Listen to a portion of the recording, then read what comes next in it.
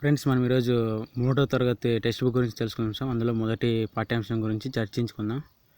Friends, మనకి ఈ పుస్తకం వచ్చేసి సమగ్ర శిక్ష ఆంధ్రప్రదేశ్ ప్రభుత్వం వారిచే ఉచిత పంపిణీ. ఫ్రెండ్స్,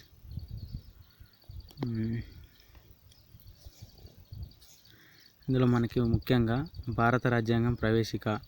భారతదేశ ప్రజలమైన మేము 1949వ సంవత్సరం నవంబర్ నెల 26వ తేదీన భారత రాజ్యాంగాన్ని మా కోసం రూపొందించుకొని మాకు మేము సమర్పించుకున్నాం.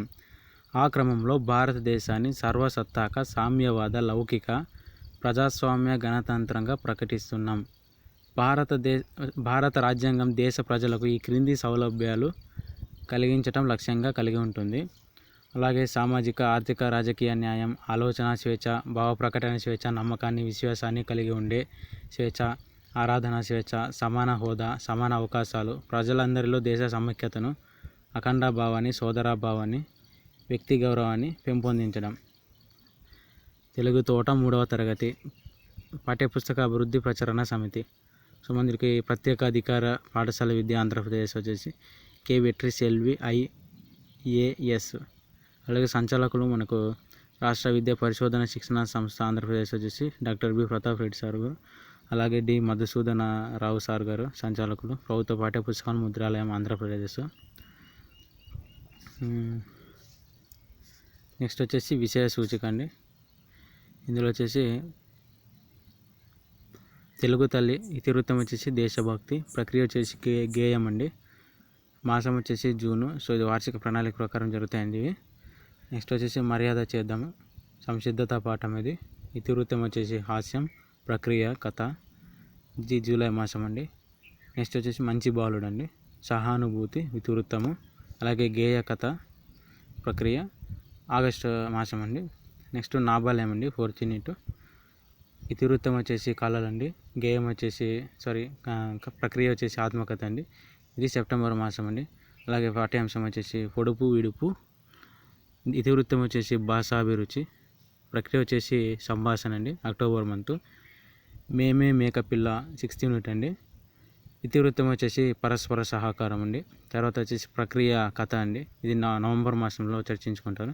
తర్వాత వచ్చేసి పద్యరత్నాలు అండి, ఇది ఇతివృత్తం సంబంధించి నైతిక విలువలు. అలాగే ప్రక్రియ వచ్చేసి పద్యాలు అండి, పద్యానికి వర్గం దానికి సంబంధించింది. సో ఇది వచ్చేసి మనకి డిసెంబర్ మాసంలో జరుగుతుందండి. నెక్స్ట్ వచ్చేసి మా ఊరి ఏరు. ఇతివృత్తం వచ్చేసి ప్రకృతి వర్ణన అండి, ప్రక్రియ వచ్చేసి గేయం అండి, జనవరి మాసం అండి ఇది. నెక్స్ట్ వచ్చేసి పాఠం వచ్చేసి తొలి పండుగ, అంటే 9th యూనిట్ అండి ఇది. నెక్స్ట్ సంస్కృతి సంప్రదాయాలు, ఇది ప్రక్రియ వచ్చేసి కథనం అండి, ఇది ఫిబ్రవరి మాసము. పునశ్చరణ మార్చి ఏప్రిల్ అండి ప్రక్రియ. సో థ్యాంక్ యూ అండి. సో మనం ఇందులో మొదటిగా సంసిద్ధత పాఠము తెలుగు తల్లి. చిత్రం చూడండి, ఆలోచించి మాట్లాడండి. సో చూడండి చిత్రము. ఇక్కడ చిత్రంలో వచ్చేసి మనకి మాతృభాష దినోత్సవం ఉంది. చిన్నపిల్లడు పెన్సిల్ పెట్టుకొని దాని మీదే చూస్తూ ఉన్నాడు. నెక్స్ట్ వచ్చేసి అక్కడ తెలుగు తల్లి అది వెనక చిన్నపిల్లాడు 2 చేతులు వచ్చి దానికి హానిచ్చి ఉన్నాడు చూడండి, అక్కడ ఒక ఉంది. సో మనం దీన్ని బట్టి అంటే మన తెలుగు భాష దినోత్సవం సంబంధించి కార్యక్రమాలు ఇందులో జరుగుతున్నాయి. ఇందులో మొదటి క్వశ్చన్ వచ్చేసి చిత్రంలోని సన్నివేశాల గురించి మాట్లాడండి. సన్నివేశాలు ఓకే, మీరు బాగా ఆలోచించుకోండి మీ ఓన్ అటు. అంటే నాకు దాంట్లో ఒక 10% మాత్రమే ఎక్స్ప్లెయిన్ ఇవ్వగలను నేను. పాఠశాలలో ఏం జరుగుతున్నది, ఎవరెవరు ఏం చేస్తున్నారు. సో ఒక్కొక్కరు ఒక్కో డిజైన్ చేస్తున్నారు చూడండి. ఇక్కడ వచ్చి ఒకరు పూల దగ్గర కూర్చోంది ఒక చిన్న పాప.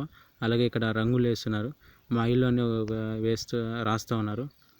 నెక్స్ట్ ఇక్కడ కొంతమంది టీచర్ దగ్గరికి వెళ్ళి ఏదో డిస్కషన్ చేస్తున్నారు, బట్ ఊహాగానం అంట మనం ఇది. నెక్స్ట్ వచ్చేసి మేడం ఏదో ఒకటి చూస్తా అంటే భారతమాత, తెలుగు తల్లి, అలాగే మన జాతీయ జెండా మనకు అందులో కనిపించడం స్పష్టంగా చూస్తామండి. నెక్స్ట్ మీరు ఎప్పుడైనా పాఠశాలలో జరిగే కార్యక్రమాల్లో పాల్గొన్నారా చెప్పండి. నెక్స్ట్ పిల్లలు పై చిత్రం నుండి మీరు రాయగలిగిన అన్ని పదాలు రాయండి. సో ఈ చిత్రం నుంచి మనం ఊహాగానం మనం ఇన్ని పదాలు రాయగలము ఇక్కడ రాసుకోవచ్చండి. నెక్స్ట్ వచ్చేసి పదాలు అర్థాలు.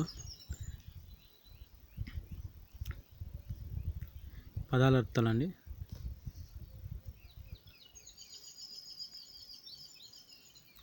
కల్పవల్లి అర్థం వచ్చేసి కోరిన కోర్కెలు తీర్చేది. జాబిల్లి అర్థం చందమామ. తెనుగు అర్థం తెలుగు. చంద్రసాల అర్థం చలువరాతి మేడ. కనబోయి అంటే చూడబోయండి. రేడు అంటే రాజు. అలాగే అనుంగు అంటే ప్రియమైన. సుదూరం అంటే చాలా దూరం.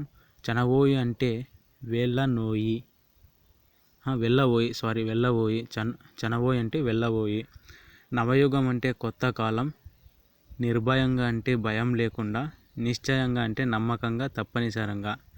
అలాగే ఈ గేయ సారాంశం వచ్చేసి మన తెలుగు తల్లి అందమైన నిండు చందమామ వంటిది. మనం కోరిన కోరికలు తీర్చి ఆనందాలనిచ్చే మన తెలుగు తల్లి. ఓ తెలుగువాడా ముందుకు నడు. ఈ తెలుగు నేల అందమైన మేడ వంటిది. ఇది స్వేచ్ఛా స్వాతంత్ర్యం నిచ్చే చక్కని నేల. సంతోషాన్నిచ్చే చలువరాతి మేడ వంటిది మన తెలుగు నేల. అదే నీ ప్రియమైన నేల. ఈ తెలుగు నేల విశాలమైన ఓ తెలుగు వీరుడా, కొత్త లోకం నిర్మించడానికి నడుం బిగించి ముందుకు సాగిపో. భయం లేకుండా ముందుకు వెళ్ళు, నీదే విజయం. కవి పరిచయం వచ్చేసి మన శ్రీరంగం శ్రీనివాసరావు అండి. ఇతను జననం వచ్చేసి 14/4/1910 అండి. April month. అలాగే 15వ తారీఖు 6 నెల జూన్ మంత్ అండి 1983. ఇతని శ్రీశ్రీ అనే షార్ట్ కట్ అంటారండి. శ్రీశ్రీ అంటే శ్రీరంగం శ్రీనివాసరావు. శ్రీశ్రీగా ప్రసిద్ధి చెందిన శ్రీరంగం శ్రీనివాసరావు మహాకవి, అభ్యుదయ యుగకర్త, కథకులు, నాటికకర్త అండి. అలాగే విమర్శకులు, అనువాదకులు. మహాప్రస్థానం తెలుగు కవిత్వాన్ని ఒక మలుపు తిప్పిన రచన అండి. అలాగే వీరు రచించిన రచనలు వచ్చేసి మరో ప్రస్థానం, ఖడ్గ సృష్టి, ఈయన ఇతర రచనలండి. అలాగే అనంతం వీరి స్వీయ చరిత్ర అండి. అనంతం అనేది స్వీయ చరిత్ర. ఇక్కడ వినడం, ఆలోచించి మాట్లాడడం ఇవి చేయండి. గేయాన్ని రాగయుక్తంగా పాడండి, అభినయం చేయండి. ఈ గేయం ఎవరిని గురించి చెబుతుందో చెప్పండి. సో నెక్స్ట్ వచ్చేసి తెలుగు తల్లిని గురించి కవి ఏమని వివరించాడో చెప్పండి. ఫోర్త్ వచ్చేసి తెలుగు తల్లిని అందాల నిండు జాబిల్లి అన్నారు కదా, నిండు జాబిల్లిని చూస్తే మీకు ఏమనిపిస్తుందో చెప్పండి. సో మీరు పాఠం ఒకసారి చదివితే మీరు దీనికి క్వశ్చన్స్ ఈజీగా చేయగలరండి. సో నేను నెక్స్ట్ ఓన్లీ ఆడియో లైన్ మాత్రం ఇస్తున్నాను. నెక్స్ట్ వచ్చేసి తల్లి భారతి వందనం. పల్లవి. తల్లి భారతి వందనం, నీ ఇల్లే మా నందనము. మేమంతా నీ పిల్లలము, నీ చల్లని ఒడిలో మల్లెలము. చదువులు బాగా చదివెదమమ్మ, జాతి గౌరవం పెంచెదమమ్మ. తల్లిదండ్రులను గురువులను ఎల్లవేళలా కొలిచెదమమ్మ. తల్లి భారతి వందనం, నీ ఇల్లే మాకు నందనము. మేమంతా నీ పిల్లలము, నీ చల్లని ఒడిలో మల్లెలము. కులమత భేదం మరిచెదము, కలతలు మాని మెలిగెదెను. మానవులంతా సమానమంటూ మమతను సమతను పంచెదము. తల్లి భారతి వందనం, నీ ఇల్లే మా నందనము. తెలుగు జాతికి అభ్యుదయం, నవభారతికి నవోదయం. భావి పౌరులం మనం భారతి జనులకు జయం జయం. థ్యాంక్ యూ అండి. అలాగే కవి పరిచయం వచ్చేసి దాశరథి కృష్ణమాచార్య.